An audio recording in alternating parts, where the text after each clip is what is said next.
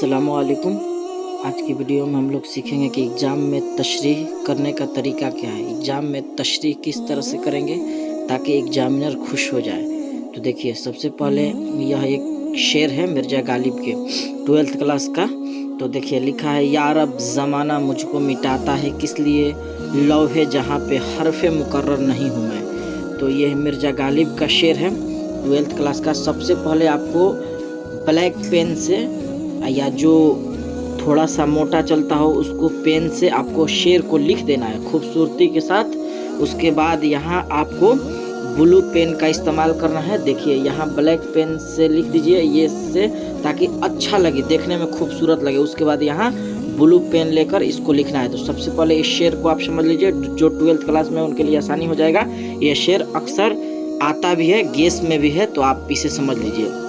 लिखा है, या रब ज़माना मुझको मिटाता है किस लिए, लौहे जहाँ पे हरफ़े मुकर्रर नहीं हूँ मैं। तो इसको आप पहले समझ लीजिए। इसमें मिर्ज़ा गालिब कहना चाहते हैं कि या रब ज़माना मुझको, कह रहे हरफ़े मुकर्रर, ये हर्फ जो है आप समझिए, हरफ़े मुकर्रर उसे कहा जाता है जो गलती से 2 बार लिखा जाता हो, तो उसे कहा जाता है हरफ़े मुकर्रर। तो इसमें गालिब कहना चाहते हैं कि मैं दुनिया की तख्ती पर हरफ़े मुकर्रर नहीं हूँ, यानी दोबारा लिखे जाने वाला कोई हर्फ या लफ्ज़ नहीं हूँ। मैं एक इंसान हूँ, मैं एक इंसान हूँ, और एक ही इंसान को लोग इतना क्यों तुले हैं उस पर एकदम मिटाने के लिए। यानी मिर्ज़ा गालिब इस शेर में यह कहना चाहते हैं कि मैं एक इंसान हूँ, अगर दो इंसान रहते, यानी 2 इंसान रहते तो एक को मिटा भी देते तो कोई बात नहीं, लेकिन मैं एक ही इंसान हूँ, इसलिए इंसान जो होता है इंसान से इतना क्यों जलनपन करता है और उसके बाद उसको क्यों मिटाना चाहता है। ऐसा ये गलत बात है, इस तरह का नहीं करना चाहिए एक इंसान को। तो इस तरह से आपको पहले समझ लेना है। उसके बाद देखिए तशरीह किस तरह से करना है, जो गालिब ये समझाएं इसी को खूबसूरती के साथ लिख देना है। तो देखिए सबसे पहले यहाँ आप तशरीह लिख दिए, उसके बाद आप लिखिए। सबसे पहले रूल यह है, यह तरीका है कि आप जिसका शेर है उसको पहले लिखिए, किसका शेर है। तो यह शेर मिर्ज़ा गालिब की शामिल निसाब गज़ल से माखोज है। आपको ध्यान रखना है, गज़ल से माखोज है। अगर यह मतला रहता तो आप यहाँ लिखते कि यह शेर मिर्ज़ा गालिब की शामिल निसाब मतला से माखोज है। ये आप समझ रहे हैं, गज़ल के मतला से माखोज है।